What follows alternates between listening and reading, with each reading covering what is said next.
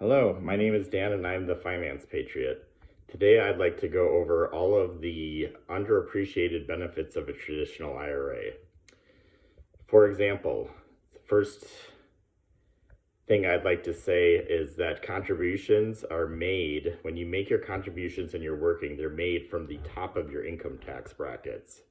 So your contributions into the account are at your highest marginal tax bracket, which is typically on the federal side from 12 to 22%, depending on your income. And most states charge a state income tax as well, and those contributions are also deductible from the highest rate of your state income tax, depending on the state you live in. Another point I'd like to make about the traditional 401k and traditional IRA is you don't pay FICA taxes when you withdraw funds from a traditional IRA or traditional 401k. Those taxes actually get paid when you make your contributions. So think of it as your work income is actually going to be taxed higher than your retirement income. You're going to be paying, if you're an employee of someone else, you're going to be paying 7.65% less on your withdrawals from your traditional IRA or your traditional 401k than you would have paid on your work income. Another benefit of a traditional IRA is you have the possibility of converting funds to a Roth IRA at a possibility of zero tax or a very low tax rate once you no longer have work income. When you're working, all of your work income fills up your tax brackets, but when you're retired and no longer working, you have all those tax brackets to fill up. So depending on how much you spend or what other sources of funds you have for day-to-day life, you could potentially start converting as low as 0%, which is known on the federal tax return as the standard deduction.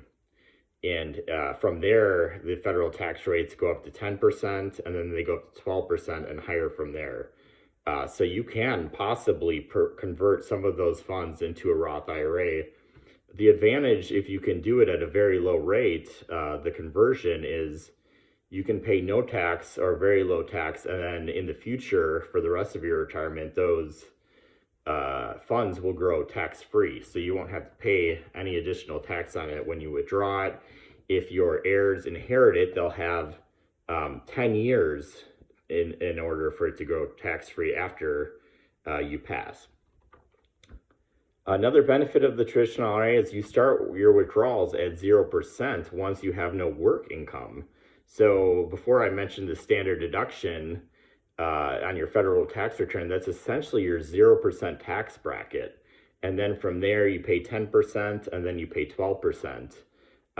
When you no longer have work income, you can fill up these lower brackets and the standard deduction with your traditional IRA withdrawals. This benefit can lead to an accelerated retirement date because you're able to put more money away because it's pre-tax contributions, not Roth contributions. And then with the goal of once you no longer are working, you can take them out at very low tax rates. So that could speed up your retirement date if that's something you want to do.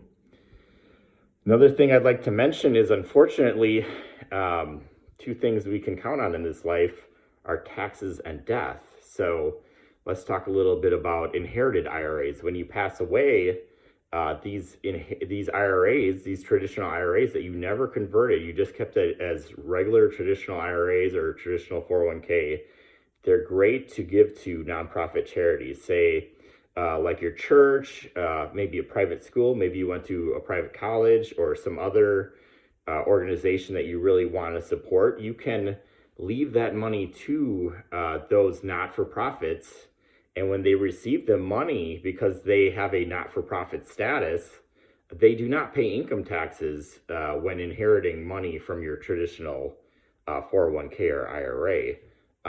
That money never gets taxed, and it can, it's a great way to give more money than you could otherwise afford to the charity of your choice. Another thing that I wanted to add that traditional IRA and 401ks are good for They're a great way to self-insure for long-term care. I've seen many videos talking about long-term care insurance. I've also seen and read comments about people having problems, even with long-term care insurance, trying to actually get the policies to pay out.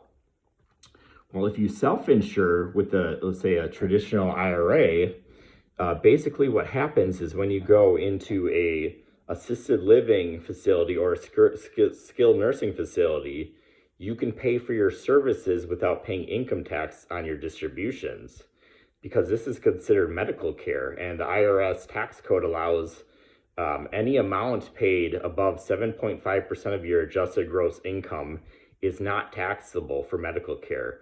Now, one thing I'd like to say about the assisted living facility is you do have to meet a few requirements, at least 2 of your daily living tasks. You do need to have help with in order for that to be considered deductible for your assisted living facility.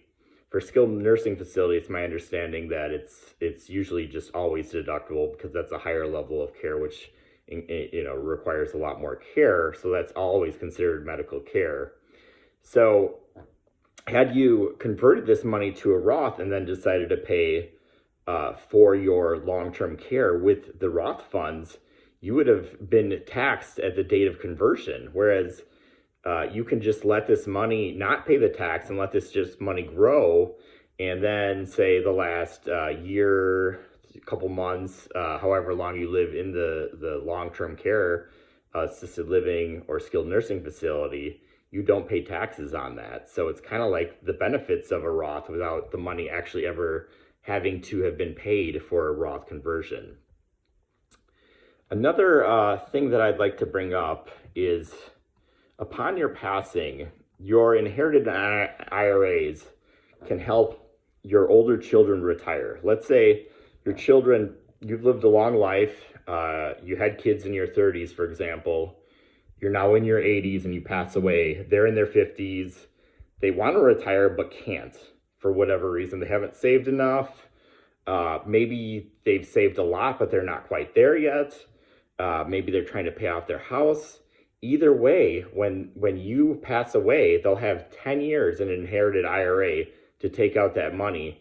So let's say they're age 50, for example, they could have been planning to retire at 59 and a half, and depending on how much you leave them, that might be enough for them to live off of penalty-free, because inherited IRAs, when the beneficiary withdraws the funds for 10 years, there's no penalty tax paid on those funds. So they can move up their retirement date just by your passing, and maybe just enjoy the money that you had extra or that you wanted to leave them. Either way, the decision's up to you. And another benefit of having your kids inherit a traditional IRA is, let's say you have, for example, $1 million and 3 kids. Well, if you alone have to pay taxes on that, you don't have 3 different sets of tax brackets to do that. But once they inherit the money, it's split 3 different ways, for example, they will probably end up paying less on taxes on those inherited funds than you would have, because they're only getting a third of the amount, whereas you would have been having to stuck to pay taxes if you wanted to do so on the entire $1 million. They only have to pay taxes on $333,000 plus any appreciation before they withdraw it from a inherited IRA. So here is my conclusion. Here are my tips, and the whole point of this video, I hope you're enjoying it, is do not stress over a large traditional 401k balance or a traditional IRA balance. There are many, many benefits to having these accounts pre-tax taken out of your paycheck. Many benefits once you retire from these accounts, and I don't feel like these accounts get the love that they deserve. So do not stress about these large balances. You can review this video and see all the different ways that you can use these funds, or simply accelerate your retirement that you were planning and enjoy life. That's all for now.